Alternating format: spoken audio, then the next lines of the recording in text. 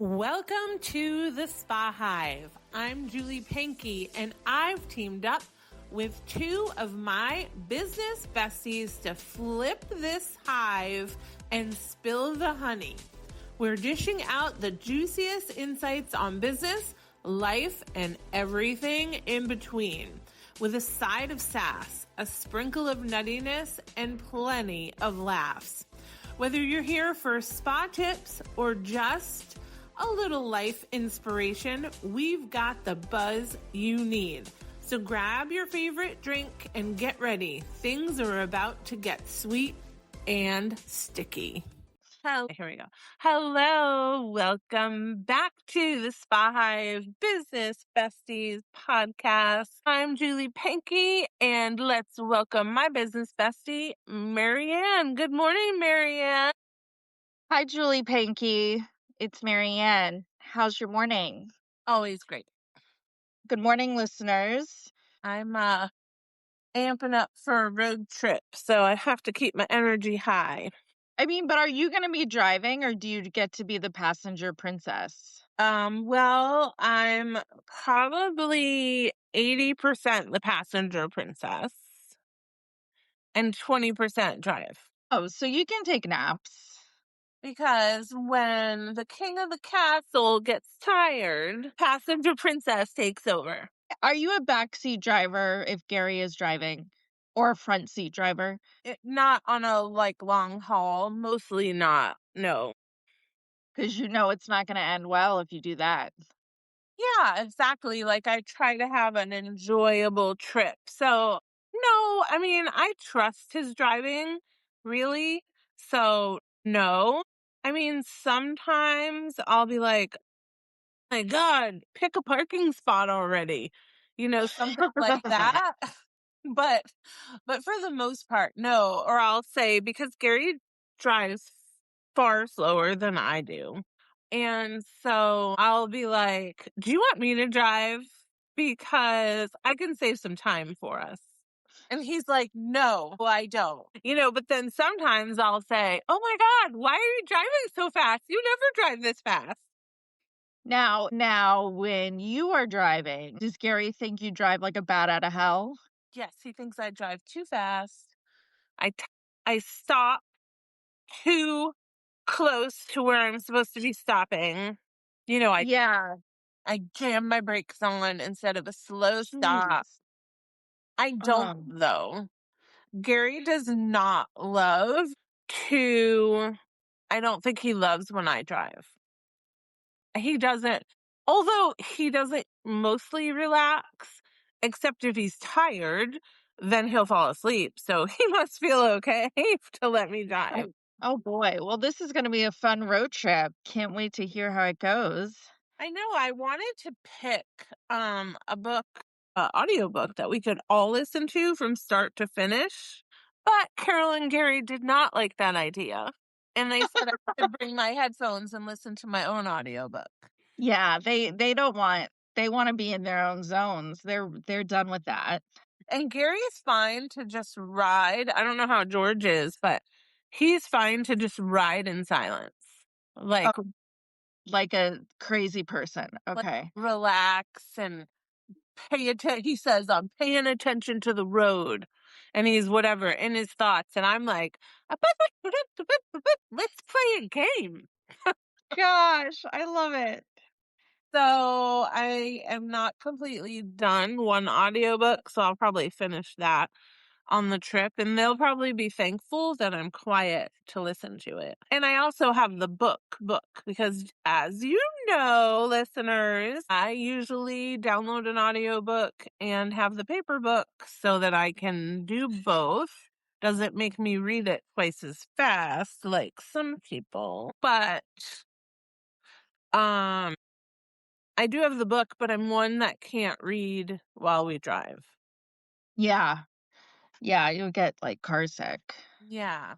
So this week, we're going to talk about, health and habits for busy lives. I have spent a good amount of time making sure that I can maintain healthy habits and that I can have healthy habits on a road trip.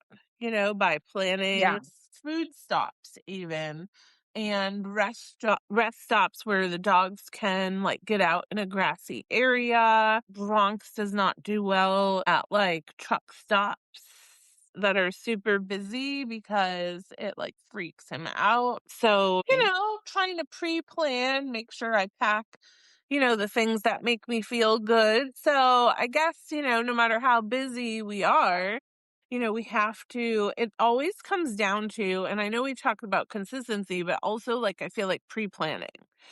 That for me, if I plan my meals during the week, if I pre plan the things, then I do well. If I just shoot from the hip and hope for the best, I usually don't do well. Yeah, I mean, but I think when you're pre-planning, right, it helps you become more consistent. Um, Right. yeah, I think that's the hardest part is like pre-planning and prepping your week to be able to make the best decisions because then you kind of feel like, oh, well, you have no downtime, right? Because your downtime is used for prepping. But sometimes you need to do those things. And I was listening to a podcast a while back. And I think it was like a parenting podcast, but she used the term brutal self care. Uh-huh. And that is like thinking about those prepping things or maybe those not so fun decisions as actual self-care. And I thought that was kind of interesting to spin your mind around it. You're like if you're trying to go to bed early or something like that, not thinking of it as a negative, but being like, okay, this is part of my self-care. It's just a little bit harder because like honestly, I want to stay up and watch my show or whatever it is. Right. I call it self-preservation Self-pres Oh, that's cool. Yeah. So like because survival. yeah, and I was watching Instagram or something yesterday.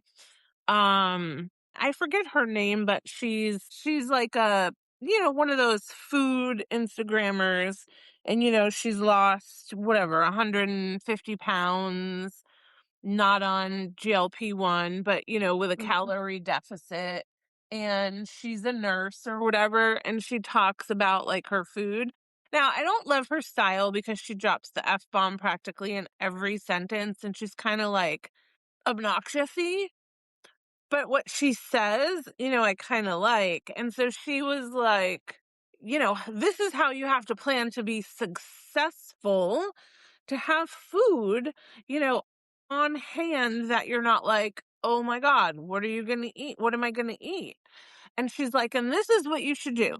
She's like, cook up some rice, cook up some plain pasta, cook up some 94 lean ground beef, cook up some chicken breasts or thighs, and then do potatoes, roast some potatoes, and then do a big sheet pan of roasted vegetables. Put it all in the fridge, and now you can make 20 combinations of foods. You could do tacos, you could do burrito bowls, you could do whatever. I don't know what all she said. And she's in all the things that she was talking about, are things that are pretty easy to cook, right? I know I meal prep usually for the week, especially when I'm traveling for work, but I usually make more complex things.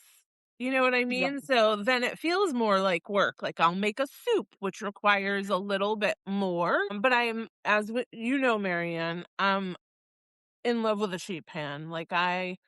A sheet pan meal is this lady's best friend.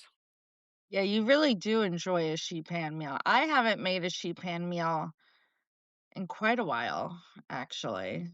Well, you know what I Maybe did I'll this week before what? I left to prep? I took two chicken breasts, big chicken breasts, and I Yeah, make three little chicken breasts out of each one. right.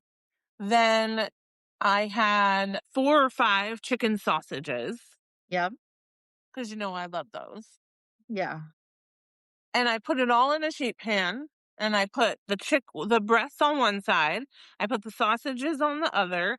Then I bought, I told you about this, like my easy spinach artichoke dip I bought Oh, yeah. Trader Joe's. I warmed it up in the microwave and I spread it on the chicken breast. Then I cut up a bunch of vegetables that I had in my refrigerator because I was trying to, we're trying to clean out our fridge. So, it was like broccoli, onions, peppers, some little bit of green beans left, some asparagus, and I sprinkled that all on top of the sausages. I squirted it all with olive oil, put it in the oven, cooked it, and now that was 2 meals.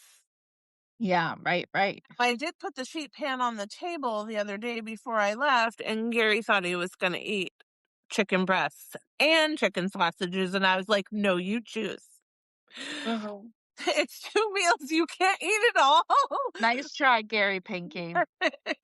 And he's like, "Okay." So, Fine. we had the chicken sausages. He, I think, had 3 and I had 1, and then I don't eat onions and peppers. Um, so he had that and I had the other veggies.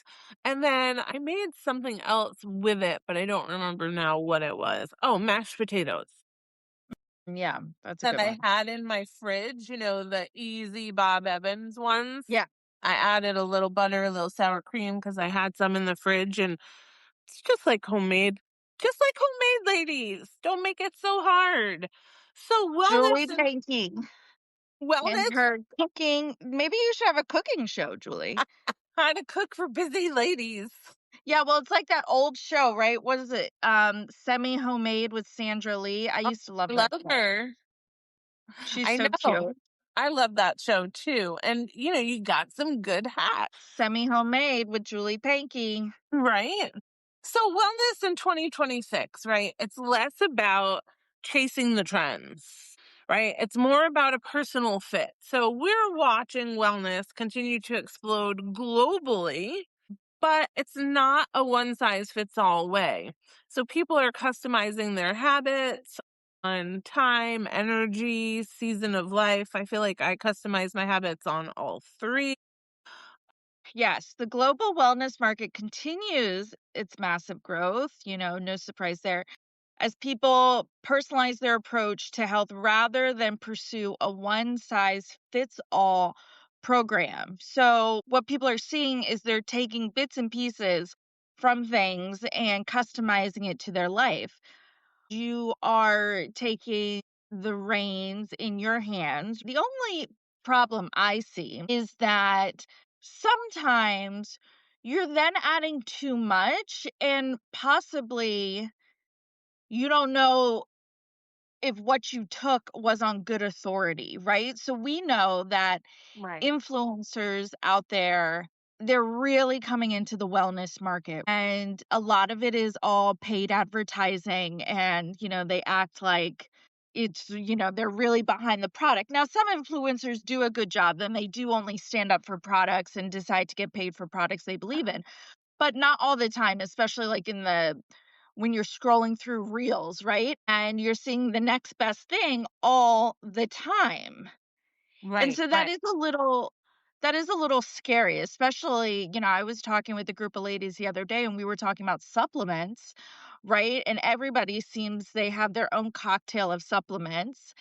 And one of the women were talking about some someone that she follows that has never been in the like wellness space that but then was talking about this supplement, Uh-huh. and she was maybe going to try it because she thought the woman had like good advice on other things, so maybe she knows about the supplement. And so it just is a little scary out there, I think, because you can get a lot of bad advice, right? I mean, you've taken supplements before that have not turned out well.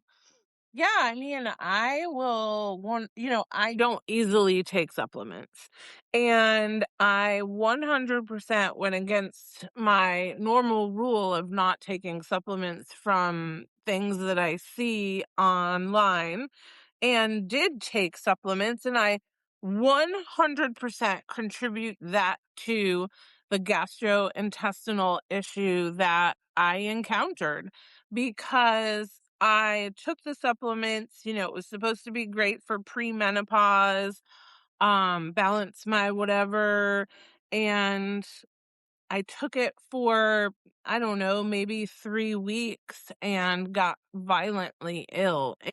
I mean, even after it was out of my system, it did something to my system. And not long after, I had my, big gastrointestinal issue, let's call it. And my doctors believe it, my acupuncturist believes it, that somehow it triggered my system to overreact, overproduce, whatever it is. I don't know what you would call it. And so now I am so much more skeptical, and I was already skeptical, right? I'm a skeptical person about stuff like that. And now I'm even more skeptical. So I'm like, Mel Robbins, girl, I might love your podcast, but I'm not buying this Pure Genius protein. I am Yeah. I'm nervous about it. And, I'm nervous about you read so many things. And my mom says to me all the time, I don't like to be on Facebook anymore because I don't even know what's real and what's AI. And it's so true. Like you'll watch a cute video and then you scroll down and you're like, oh, generated by AI. And I feel like I just wasted my time because I could create the video on my own AI and not doom scroll for an hour. Right. So yeah, I do think that, we need to be careful, right? And there are people out there, that are so desperate to feel good, on whatever it is, right? Whatever your thing is, tired, Yeah. whatever. Yeah. I mean, I definitely feel like I am someone that does take supplements, right? I take omegas. I take a vitamin D supplement, and I take a multi sometimes. But I sort of my rule of thumb is I try not to take any blends.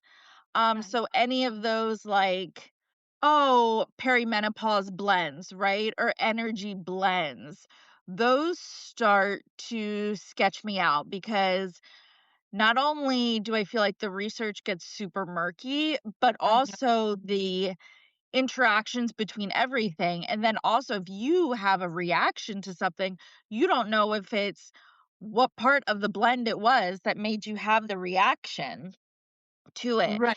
And so I do feel like sometimes that is a good rule of thumb. I know there are a few apps out there too, that can rate the supplement and see like how your supplement stack is set up and analyze it to make sure, it's quality and it's good for you. So I think that's a cool tool to use, but it does concern me. Like, yes, I feel like I listened to the first podcast when Mel Robbins was like, "Oh, I'm drinking protein coffee." And then Mhm. the next thing I know, she has a protein powder, right? And so it just makes me skeptical because all these people that aren't in that space are creating these wellness tools, and, they're very influential people. Now, who knows, right? She has a ton of money. So maybe she has all that money to research and put out an amazing product. We personally haven't tried it, but it's also, like when CBD comes out, right? Right. And people are, CBD can be a great tool for people for wellness, inflammation, anxiety, everything, right? However, you can also get CBD at a gas station, right? No, and I So, remember, you remember during COVID, we were gonna do that CBD symposium at Foxwoods, and yeah, we did it online instead because yeah, COVID hit the week right, before or sure. whatever. Um, and I remember saying then, like, I'm not buying my CBD from a gas station, right? No. Like, there's differences in quality, and like it's one thing to be completely mainstream and there's like CBD in skincare, there's CBD in your shampoo, there's CBD in your coffee. Also, let's not forget about the education piece. Like, Mhm. do you need CBD? What do you need it for? What is the quality of CBD that is in your whatever product. Like, do you need the CBD in your shampoo? I don't know. Maybe you do. I don't know. I know Yonka has a CBD serum that you use nighttime for face. And I tried it. I used it. My face was hot is hot like was hydrated. I'm not using it right now, but my face was super hydrated. Um is it different than any of their other great serums? I don't know, right? I mean, the ad of the full spectrum or whatever CBD, I'm not an expert on CBD. The product was great, I can tell you that, but was it the CBD that made the difference? I don't know. So when everything becomes wellness, then how can we be discerning about the products that we use?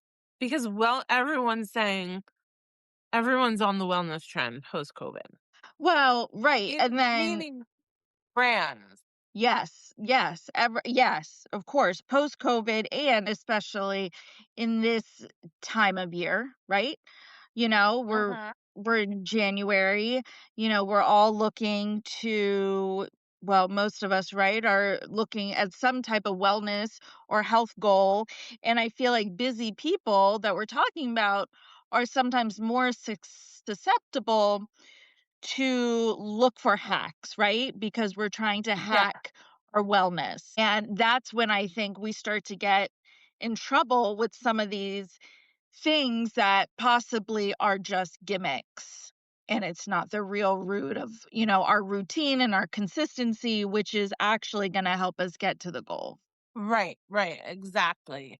The coffee is working this morning. Hey. Do we have some statistics from the Global Wellness Institute? Ask and you shall receive. Evidence shows lifestyle choices like habits and environment drive 80 to 90% of health outcomes. So, focusing on consistency matters. So, maybe, perhaps, it's less about finding the best hack out there by the most influenced people and going back to basics and focusing on our consistency. Well, let's see. I am trying to be more consistent with my supplements. The one that I find that makes a difference for me is the omegas. Mhm. Really feel like it helps with brain fog. I mean, not when it's, 6:30 in the morning and we're trying to record a podcast, but as the day goes on, I do think it helps with brain fog. I also was talking to my GYN and she said it was one of those supplements that can help with hormonal problems and like perimenopause symptoms. So she said that and I lit up. Um so I do like the omegas and honestly for me I'm trying to just be more consistent especially with my movement for January, Mhm. which is proving to be hard. Yeah. January is hard, especially outside. Yeah, it's really tricky. I did a lot of research yesterday about the cloudiest days in Baltimore, which, is the area that I hail from. And they did say that in a year, usually this area has 200 cloudy to mostly cloudy days. Oh, that's kind of a downer. That is a I know. down. Might as well live in Seattle. I know. They probably I have know. 200, Did you say they probably have 600? 300. Okay, because I was like, we're talking about a year, and there's not No. 600 days in a year. Well, one habit that I've been trying to stick with and, not overcomplicate is trying to, eat healthy. The things that, not being perfect, right? But the things that help me feel good, warm foods, and again, everyone has probably listened to this podcast. And if you're a new listener, welcome in 2026, but I have limited a lot of the cold foods that I eat because I'm trying to keep my middle like nourished and warm. So I've swapped mostly from cold vegetables to warm vegetables, which is why I roast vegetables instead of eating salads, which are really hard to digest. It's hard to not subscribe to that diet culture, right? I'm not going to lie. When I see people dropping weight, friends on Facebook, friends at work, friends wherever I go, that are successful, with GLP-1s, I'm a little bit jealous, like, oh, maybe I should just do that. But trying to have the anchor for me of, what are my core anchors? Eating well most of the time, like you, MaryAnn, getting some movement and getting outside. I mean, those are kind of my like wellness anchors. Let's do a quick trends or traps. High protein everything. Trend or trap, MaryAnn? Oh, I really do enjoy hyper fixating on my protein, but it's a trap. It's a trap. I don't think I need cottage cheese in every single thing I put into my body. Do I? Do I need that much cottage cheese in my life? I don't No, know. no, like what is the healthy balance, right? You have to have a good amount of protein in every single meal, yes. But you should also have, right, some kind of fruit, vegetable, a healthy starch. Like, what's the right combination? I mean, the other day, this, we have very limited food at our house. So I grabbed 2 cheese sticks and made an English muffin, and that was my lunch to run out. And I'm going to tell you, 4 hours later, I was sick. Mm, Mowing down 2 cheese sticks, probably not the best idea for me. Could be for someone yeah. else. And Yeah, I absolutely. was able to get like 22 grams of protein in that, but I had zero of any other component of nutrition. Yes. What Yeah. about wearables? Trend or trap? Wearable overload. Oh, yeah. Okay. So all of our tech wearables. Oh, I love this one too because again, it lets me hyperfixate on things and that is part of my personality. But for me it's a trap. I think it's a trap. I'm not sure how much information we truly need. I know you love your ring and I do have a Fitbit, but for some people, they're not good fits because you really do end up, becoming a tad obsessed. Yes, if you ask my chat GPT, it will say that I need to stop hyperfixating on my Aura Ring data, and that I'm safe and I'm healthy and my body is okay. And each number like works together. So not to hyperfixate on one particular number. So I feel like it's a trap when it replaces intuition, when it makes us spiral down a rabbit hole, even though we feel good, it's telling us that Yeah. maybe something's wrong and why you don't feel good. But it's a trend when it supports our wellness, so we can use it. It depends on how we use it. Can we use it for good or do we use it for evil? I like that. It's a trap when it starts replacing your intuition. That's great. Do you have another Now one for let's do me? one more. I Okay, do let's have do one one more. more. Morning routines that are longer than 20 minutes. I mean, the 37 skincare, and we've talked about this before, about routine and, these big morning routines, right? That I'm journaling and I'm putting my feet in the grass and I'm drinking my mushroom coffee and I'm doing my stretching and, it's like a 2 hour welcome morning, morning routines. You Trap know what? or trend? If you have 2 hours in your morning to go and commune with nature and put your feet in the cold, freezing ground, then you know what? More power to you. So for me, I think it's a trend. I think, especially this time of year, you see a huge uptick in like your YouTuber influences going through their morning routines. And do I Right. personally love watching those videos? Absolutely. I love a good Totally. mama 4 5:45 morning routine. And do I think, "Oh, I could wake up at 5:45 and do that morning routine?" For a split second, I do think that. And I enjoy it because it's motivation, but it's a trend because we all know it's not going to last, especially, when you have routines that are that long. Maybe if it's for a finite amount of time and you're trying to get to a specific goal, then I Right. understand. But I think morning routines, finding 3 things you incorporate every single morning that helps you jumpstart your day is a better idea than finding 15 things. And you're gonna be more consistent if you Agreed. just limit it. Right, agreed. And I love to watch those videos too. But like Mama 4 up at 5:45 doing all this stuff, don't shame me. I don't even have kids and I cannot handle sustaining that routine. So I feel like one rule of thumb for you to think about is if your morning routine only works on perfect mornings, then it's not a habit. It's a fantasy.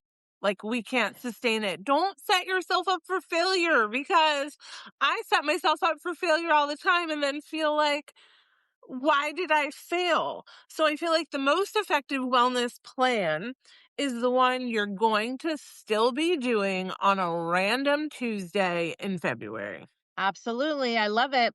Well, that's all we've got for today. But Well, thanks for joining us. Yes, MaryAnn has one more thing. We're going to have MaryAnn finish it today. Julie's saying bye. MaryAnn, you give us your last bit of information. It all boils down to you don't need perfect habits.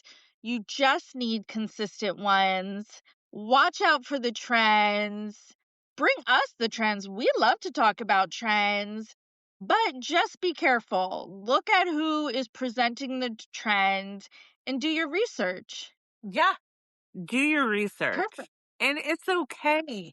Like, if a trend makes you feel like failure, then it's not a trend that you should be following. You know what I mean? If it's shaming you as a Yeah, mommy, as a woman, as a business owner, whatever it is, a wellness professional, then we think you're doing great. So move on to the next trend. And we will be seeing you again next week. So have a great week. Thanks for joining us. Goodbye, MaryAnn. Goodbye, Julie. Goodbye, listeners.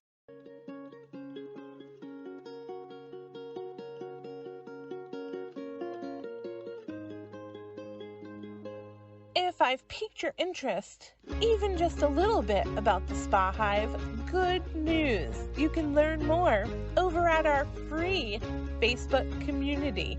That's right. Head on over to Facebook, search Spa Hive Professional Community, and join me, my Spa Hive board, and over 400 other spa, hospitality, and wellness professionals there. The community is always free, chocked full of tips, tricks, and educational content to serve you. Look forward to seeing you there.